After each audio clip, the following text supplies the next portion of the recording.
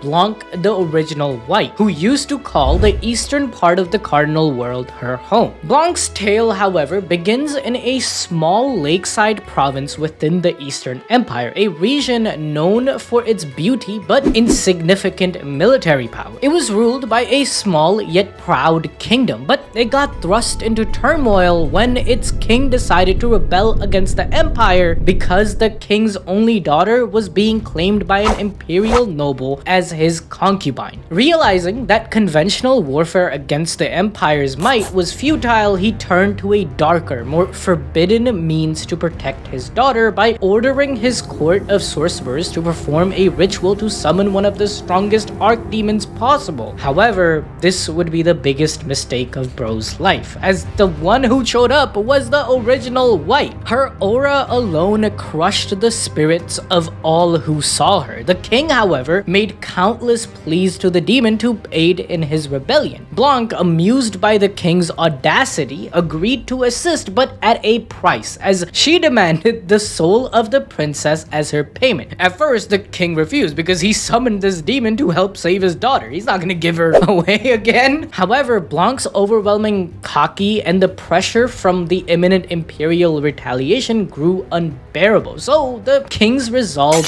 crumbled. Driven to the brink of insanity by the weight of his decision, the king finally agreed, giving Blanc permission to possess the body of the princess. The king's last shred of defiance was consumed by terror as the demon began to massacre the entire province with zero hesitation. The beautiful lake shore was soon dyed crimson with the blood of its citizens, giving the event its infamous name, the Bloody Shore Incident. The Empire, upon hearing of the destruction of one of their province, of course mobilized a force to subdue the demon. They knew that if Blanc fully incarnated, she could become a threat on the level of Guy Crimson, the most powerful of the demon lords, who is at the level of a true dragon, potentially throwing the entire world into chaos. Among the forces sent by the Empire were three men: Davis, Balt, and Gordon. These were among the greatest warriors the Empire had to offer, especially Davis, who was ranked number 11 in the Imperial Guardians. However, even they knew that facing a primordial demon was a battle that could only end in their deaths. Despite the odds, they used a legendary chain made of holy silver and monster hair, a weapon capable of binding even the most powerful of demons. In a desperate gambit, they managed to seal Blanc before she could fully incarnate. The victory, however, was hollow, as Blanc simply retreated as she had her belly full, but not before changing the Empire forever. The summoning of demons was outlawed, and every city in the Empire established a demon control office to prevent such a tragedy from ever occurring again. After this, the Primordial just kind of chilled out, guarding the gate to hell that resided in the Eastern Empire. That was until she was recruited by Diablo to join Rimuru's army, which she did alongside Carrera and Ultima. However, the first time she met Rimuru, Blanc said that she was planning on killing the slime on sight if he couldn't handle her aura. Luckily for Rimuru, he didn't even know that she was a freaking primordial. Bro just thought Shorty was just another archdemon Diablo found. However, don't let her looks fool you, because even before being named Testarossa by Rimuru, Diablo said that she has the power to kill him if she was serious, and we truly see her potential during the Eastern Empire War. When it first begins, Testarossa was sent to negotiate with the enemy army. I mean, she did technically do this by creating a line which they could not cross. The guy who didn't listen to the warning was, of course, Lieutenant General Gase, who immediately saw this white-haired baddie and knew she was trouble, ordering the snipers to fire bullets at the primordial. For reference, these bullets moved at 3 times the speed of sound and were infused with magic, but Testarossa blocked it with her index finger. She then proceeded to take away the souls of everyone there besides Gaius, who was saved by the same Imperial Guardians who Testarossa pretended to be defeated by years before, Gordon, Balt, and Davis all being disaster level threats. Obviously, seeing the person you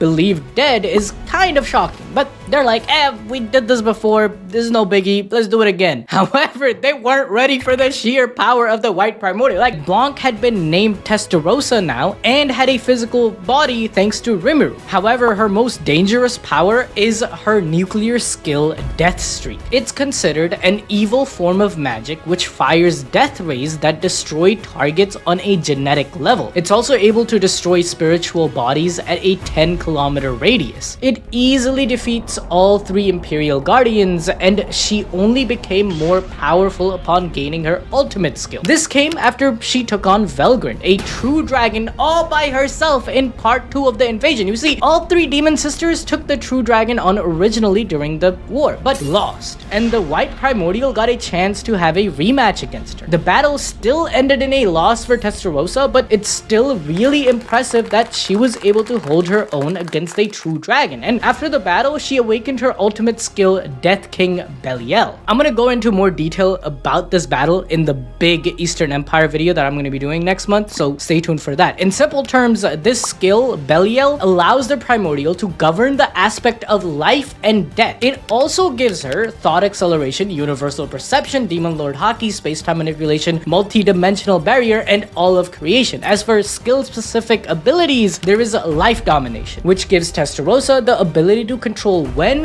where, and how a target dies. And finally, life after death, granting her the power to plunge a target's soul into a separate hellish dimension. When not in battle, Testarossa represents Tempest as a sort of foreign minister or secretary of state, where currently she is helping Masayuki gain power within the Eastern Empire, as she's very familiar with politics, lending another skill to her already insane arsenal. Thanks to her help, the chosen hero was able to ascend the throne as the Eastern Empire's new emperor. It was at this moment Michael and Feldway striked, and Testarossa was forced to fight Virgo, a previous member of the criminal organization known as Cerberus. Despite Virgo's EP being much higher, Testarossa was winning. However, eventually the battle shifted when Virgo absorbed his allies, becoming much stronger than before, and so Testarossa was only able to defeat him due to Hinata's awakening, where they both grew closer together as well. Meanwhile, go check out the Masayuki video, because I see a lot of you didn't click on that. Please go watch that.